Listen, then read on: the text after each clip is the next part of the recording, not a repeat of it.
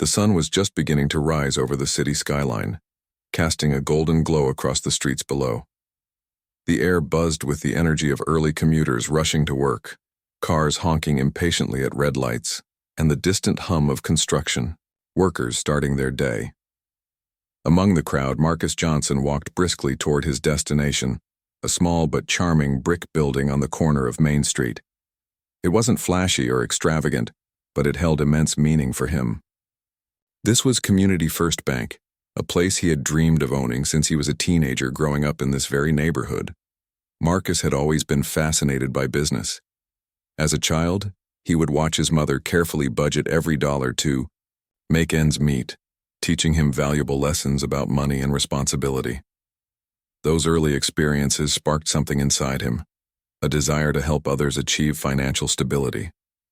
After years of hard work, countless late nights studying economics and climbing the corporate ladder, Marcus finally achieved his dream.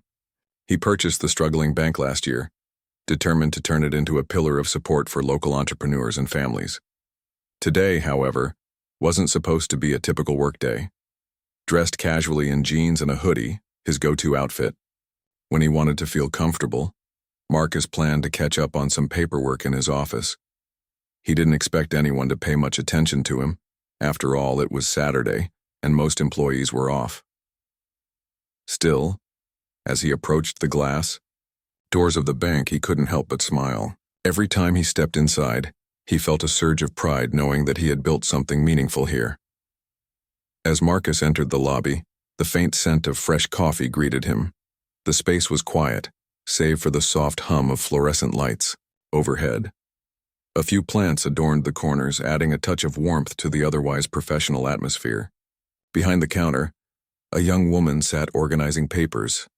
Her name tag read Sarah Collins. Marcus recognized her immediately. She was the new branch manager, recently hired to oversee daily operations. He hadn't had the chance to meet her yet, but he'd heard good things about her qualifications.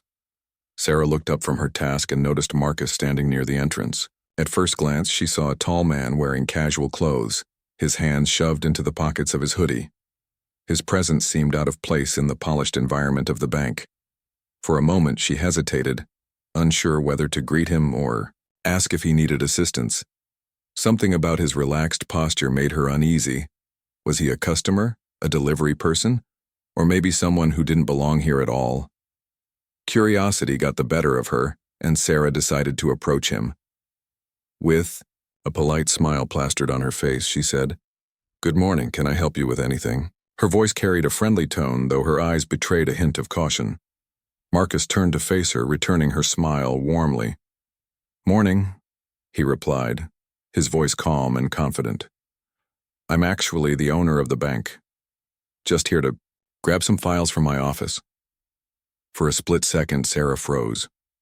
Owner? This man? She glanced at his outfit again, the hoodie, the sneakers, and struggled to reconcile the image before her with what she imagined a bank owner should look like. In her mind, owners wore suits, carried briefcases, and exuded authority. But this guy, he seemed so laid back, almost too casual to hold such an important title. Her thoughts raced as she tried to process the situation. Maybe he was lying. Maybe he was trying to pull some kind of scam. Or worse, maybe he intended to rob the bank. These irrational fears began to take root in her mind, clouding her judgment. Instead of asking follow-up questions or verifying his claim, she nodded stiffly and said, "Oh, okay. Well, let me know if you need anything." Marcus didn't miss the shift in her demeanor. One moment she appeared curious and welcoming. The next, she seemed guarded and distant. He brushed it off, assuming she was simply nervous about her first week on the job. Little did he know, Sarah's unease would soon spiral into something far more serious. With a quick nod, Marcus headed toward his office, unaware of the storm brewing behind him. Sarah watched him walk away, her heart pounding in her chest. Her instincts screamed that something wasn't right.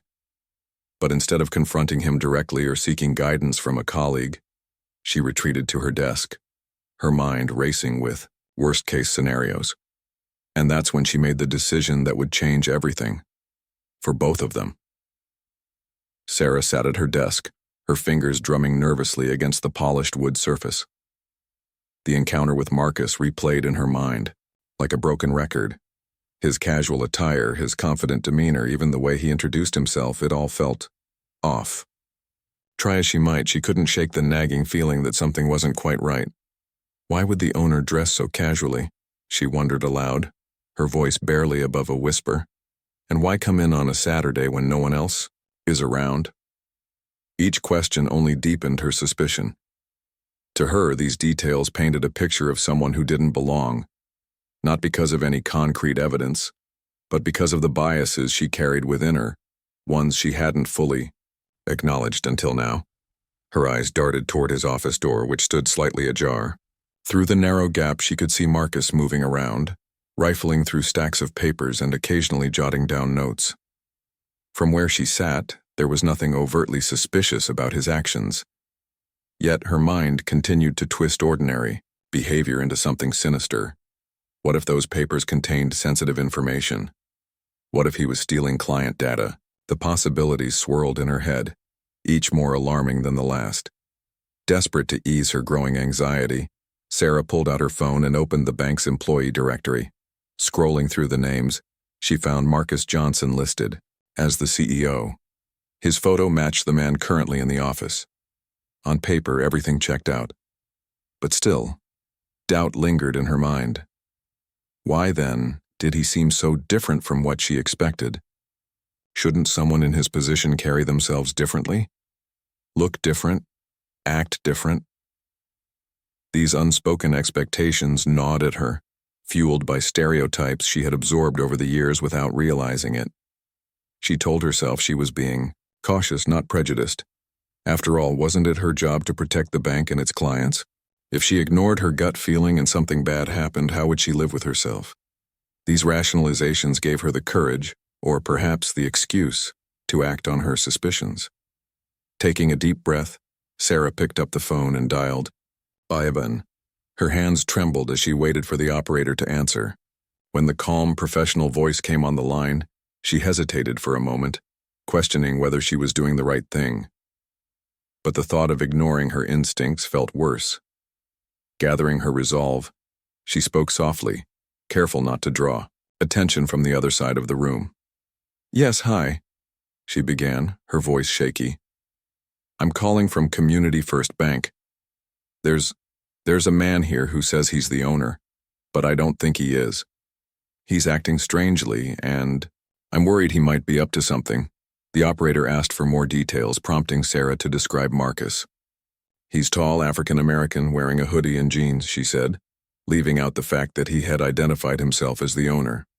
In her haste to sound credible, she focused solely on his appearance and demeanor, omitting crucial context. That might have painted a clearer picture. "He's in the back office right now, going through files. I don't know what he's looking for, but it doesn't feel right." On the other end of the line, the operator assured her that officers were en route and instructed her to stay safe.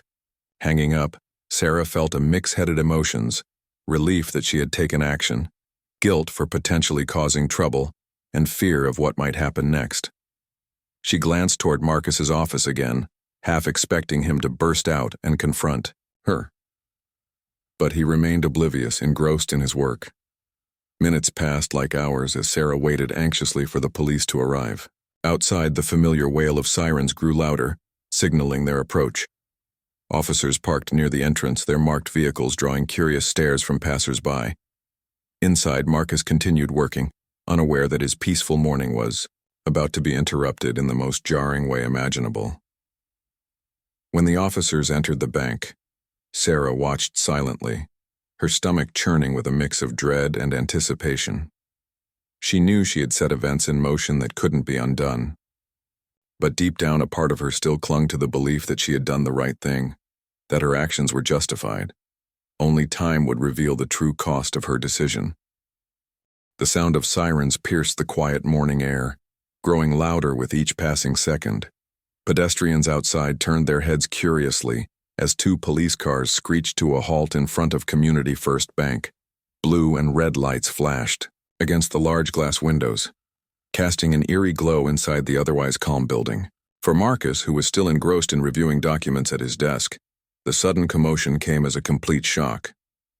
He glanced up from his papers, frowning slightly. "What's going on?" he muttered under his breath. At first, he assumed it was unrelated, a routine traffic stop or maybe even a false alarm. But when he heard heavy footsteps echoing through the lobby, followed by voices exchanging clipped instructions, his curiosity turned into concern. Two uniformed officers entered the bank, their presence commanding attention. One was tall and broad-shouldered, while the other had a lean build but carried himself with authority. They scanned the room quickly before heading straight toward Marcus's office. The door, which had been left slightly ajar, swung open wider as they stepped inside without knocking. Marcus looked up, startled. His expression shifted from confusion to bewilderment as he took in the sight of the officers standing before him. "Can I help you?" he asked cautiously, rising slowly from his chair. He instinctively held his hands out in front of him, palms facing outward, a gesture born not of guilt but of reassurance, though it unintentionally mirrored how one might act during an arrest. The taller officer spoke first, his tone firm but controlled. "Sir, we received a call about a suspicious individual in this location. Can you confirm your identity?" Marcus blinked, caught off guard by the question. Suspicious? Him? The accusation felt surreal, like something out of a movie. Still, he remained composed, knowing that panicking wouldn't help. "Of course," he replied calmly. Reaching into his pocket, he pulled out his wallet and handed over his driver's license. Then, pointing to the nameplate on his desk, he added, "I'm Marcus Johnson, the owner of this bank." For a brief moment, there was silence. The officers exchanged glances, clearly weighing his explanation against the vague details they'd been given. While they weren't openly hostile, their body language suggested caution. The shorter officer radioed dispatch to verify Marcus's credentials, double-checking the information Sarah had provided earlier. Meanwhile, the taller officer kept his focus trained on Marcus, asking follow-up questions. "Why are you here today?" the officer inquired, his tone probing but not accusatory. "It's my bank," Marcus explained patiently, gesturing around the office. "I come in whenever I need to. Today, I'm catching up on some paperwork." He pointed to the stack of folders spread across his desk as if to prove his point. Despite his cooperative demeanor, Marcus couldn't ignore the tension in the room. Every question seemed loaded, every glance scrutinizing. It was clear that whoever had called 911 hadn't painted a flattering picture of him. As much as he tried to stay calm, frustration began bubbling beneath the surface. How could someone mistake him, a man who had poured his life savings into this very institution, for a threat? Back at her desk, Sarah watched the scene unfold with mounting dread. She had hoped the officers would resolve the situation discreetly, perhaps even apologize to Marcus once they realized their mistake. Instead, the confrontation dragged on, drawing more attention than she'd anticipated. Employees who had arrived early for their shifts now lingered awkwardly, whispering among themselves. Some shot sympathetic looks toward Marcus, while others stared at Sarah, wondering what role she played in all of this. Sarah wanted to disappear. Her initial certainty that she was doing the right thing was crumbling under the weight of reality. What if Marcus really was who he claimed to be? What if her assumptions had led to an innocent man being treated like a criminal? Guilt gnawed at her, but pride kept her rooted to her seat. Admitting her mistake meant admitting her biases, and that was a truth she wasn't ready to face. As the minutes ticked by, Marcus grew increasingly uneasy. Though the officers maintained professionalism, their scrutiny made him feel like a suspect rather than a respected business owner. The irony wasn't lost on him. Here he was, working tirelessly to uplift his community, only to be treated as an outsider in his own establishment. Yet instead of lashing out, he chose to remain dignified, knowing that losing his temper would only make matters worse. Finally, after what felt like an eternity, the officers received confirmation from dispatch. Marcus's identification matched the records on file, proving beyond doubt that he was indeed the rightful owner of Community First Bank. The relief in the room was palpable, though it did little to erase the discomfort lingering in the air. "I apologize for the inconvenience, Mr. Johnson," the taller officer said sincerely, extending a hand. "We're just doing our job based on the information we received." Marcus shook his hand firmly, nodding once. "I understand," he replied, though his tone revealed a hint of weariness. "But I hope you'll look into why this happened. No one should have to go through something like this." With that, the officers exited the office, leaving Marcus alone with his thoughts. The encounter may have ended, but its impact would linger far longer, for him, for Sarah, and for everyone else involved. As the officers left the bank, the atmosphere inside remained charged with unease. Employees exchanged nervous glances, unsure of how to react. Some whispered quietly, speculating about what had just transpired, while others avoided eye contact altogether. The once peaceful Saturday morning had transformed into something tense and uncomfortable, a stark reminder of how quickly trust could erode. Marcus stood in his office doorway watching the officers leave. His mind raced with conflicting emotions: anger, disbelief, and a deep sense of betrayal. This was his bank, a place he had worked so hard to build and nurture. Yet within its walls, he had just been subjected to treatment no one should ever endure. The weight of the situation pressed heavily on him, making it difficult to think clearly. Behind her desk, Sarah sat frozen, her heart pounding in her chest. She knew she couldn't avoid the inevitable any longer. Sooner or later, Marcus would confront her, and she dreaded the thought of facing him. Would he yell? Demand her resignation? Or worse, would he expose her actions to the entire staff? Each possibility filled her with dread, yet she couldn't bring herself to step forward and take responsibility. Pride and fear held her captive, preventing her from doing the right thing. In the midst of the chaos, Lisa Thompson, a longtime teller at the bank, decided enough was enough. She had seen the whole ordeal unfold from her station near the front counter and couldn't stay silent any longer. Gathering her courage, she approached Marcus, her step steady despite the tension in the air. "Mr. Johnson," she began softly, her voice filled with genuine concern. "Are you okay? That was a lot to handle." Marcus turned to face her, his expression softening slightly. Lisa had always been one of his most loyal employees, hardworking, kind, and deeply committed to the bank's mission. Her presence offered a small measure. Owen continued. Lisa's voice cut through the tension like a lifeline, pulling Marcus back from the storm of emotion swirling inside him. Her genuine concern was evident in her eyes, and for the first time since the officers had arrived, Marcus felt a flicker of relief. He nodded slowly, exhaling deeply as if trying to release some of the weight pressing down on his shoulders. "I'll be fine," he said, his tone measured but tinged with exhaustion. "It's just frustrating, you know. I've poured my heart into this place, and today—" His voice trailed off, unable to articulate the depth of his feelings. Instead, he gestured vaguely toward the lobby where the confrontation had taken place. The unfinished sentence spoke volumes. Lisa nodded sympathetically. She had known Marcus since he took over the bank 2 years ago and had witnessed firsthand how much he cared about the community. From hosting free financial literacy workshops to offering low-interest loans to struggling entrepreneurs, Marcus had transformed Community First Bank into more than just a business. It was a lifeline for many families. To see him treated so unfairly in his own space must have been devastating. "Mr. Johnson," Lisa continued, her voice firm yet compassionate, "you don't deserve this. None of us do. If anyone needs to hear that, it's you right now."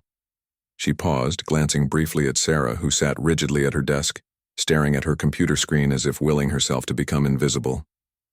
"And honestly, I think everyone here knows it too." Her words sparked something within Marcus, a reminder that he wasn't alone. While the incident had shaken him, it also highlighted the importance of standing up not only for himself, but for others who might face similar injustices. With renewed resolve, he straightened his posture and gave Lisa a small, grateful smile. "Thanks, You, Lisa, he said sincerely. I appreciate your support, but this isn't just about me. It's about what we stand for as an institution. We can't let moments like these define us or divide us.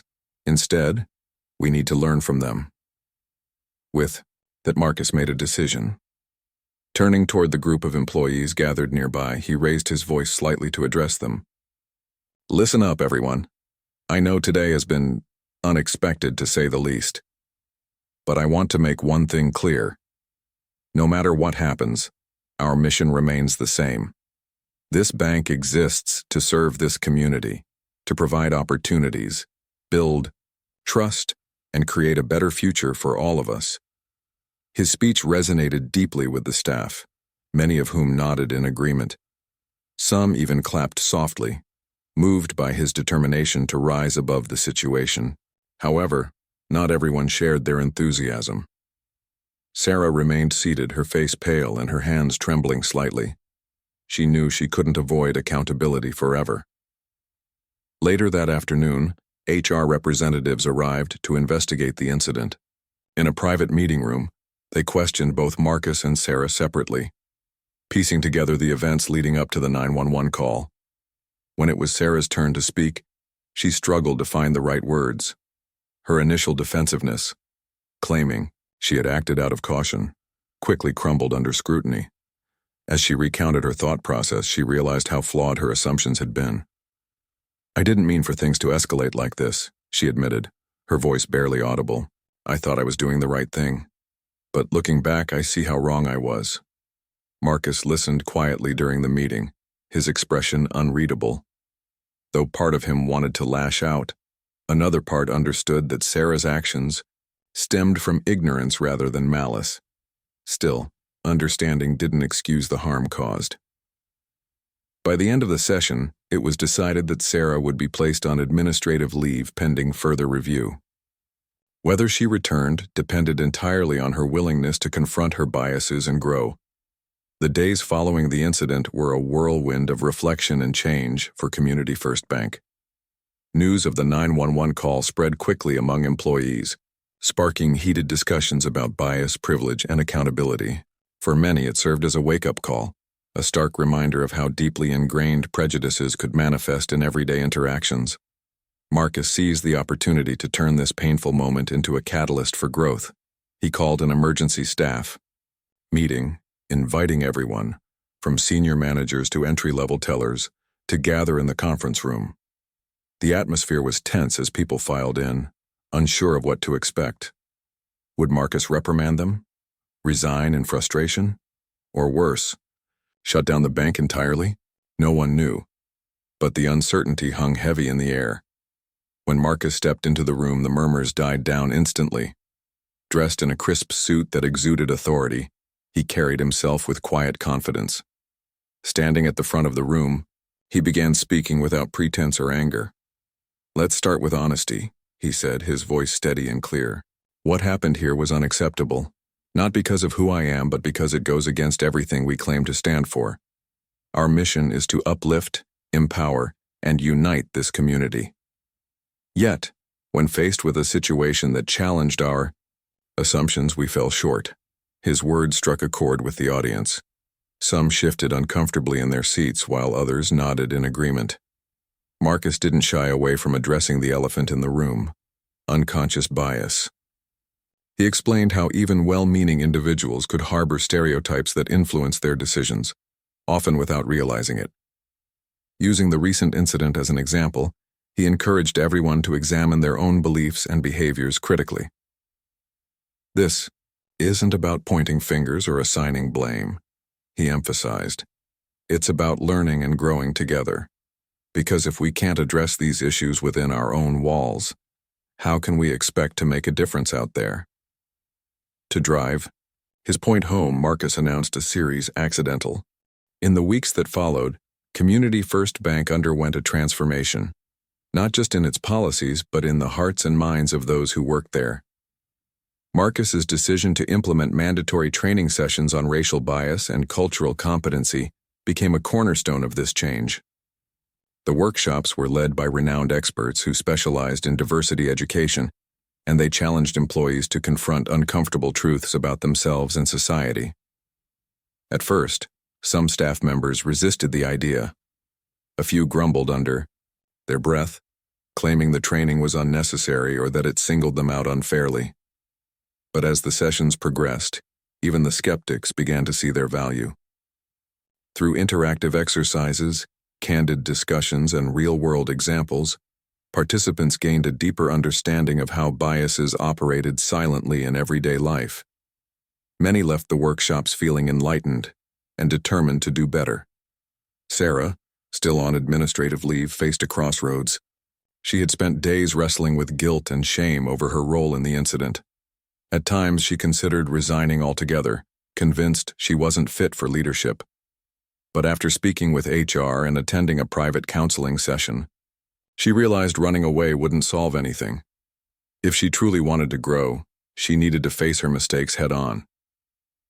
With Marcus's approval, Sarah returned to work under one condition. She would actively participate in the diversity training and take additional courses to address her unconscious biases. It wasn't an easy path. Admitting fault and working to improve required humility and perseverance, but Sarah committed herself fully. Over time, her efforts earned her colleagues' respect, proving that redemption was possible when paired with genuine effort. Meanwhile, Marcus continued to lead by example. He didn't let the incident overshadow his vision for the bank. Instead, he used it as fuel to drive positive change. Under his guidance, Community First Bank launched new initiatives aimed at fostering inclusivity and equity. They partnered with local organizations to provide grants for minority-owned businesses, hosted community forums on financial literacy, and created mentorship programs for underserved youth. Each step reinforced the bank's mission to be a force for good. The ripple effects extended beyond the walls of the bank. News of the incident, and how it was handled, spread throughout the neighborhood, sparking conversations about race, privilege, and accountability. Some residents praised Marcus for turning a painful moment into an opportunity for growth, while others expressed skepticism, wondering if real change was possible. Regardless of opinions, one thing was clear. People were talking, and that was a start. As months passed, Marcus noticed subtle shifts within the bank. Employees greeted customers with warmer smiles and went out of their way to make everyone feel welcome. Conversations around the water cooler revolved less about gossip and more about ideas for improving the community. Even small gestures like displaying artwork from local artists in the lobby reflected a renewed commitment to inclusivity. One day, as Marcus stood near the front window watching the bustling street outside, Lisa approached him. "You've done something incredible here," she said, her voice filled with admiration. "Not many people could turn something so negative into something so positive." Marcus chuckled softly, shaking his head. "It wasn't just me," he replied. "Everyone played a part. The staff, the customers, even Sarah. Change doesn't happen because of one person. It happens when we all decide to move forward together." Lisa smiled, nodding in agreement. As she walked away, Marcus turned his gaze back to the street. Children played on the sidewalk, vendors sold fresh produce from carts, and neighbors chatted animatedly. Despite the challenges they had faced, the community remained resilient, a testament to the power of unity and perseverance. Looking ahead, Marcus knew there would be more hurdles to overcome. Bias wasn't something that could be eradicated overnight, and progress often came in fits and starts. But he also knew that every step forward mattered. By continuing to lead with integrity, empathy, and courage, he hoped to inspire others to do the same. And so, Community First Bank not only survived the storm, it thrived. It became a symbol of hope and progress, reminding everyone who walked through its doors that true leadership wasn't defined by titles or appearances, but by actions rooted in compassion and justice. For Marcus, that was the greatest victory of all.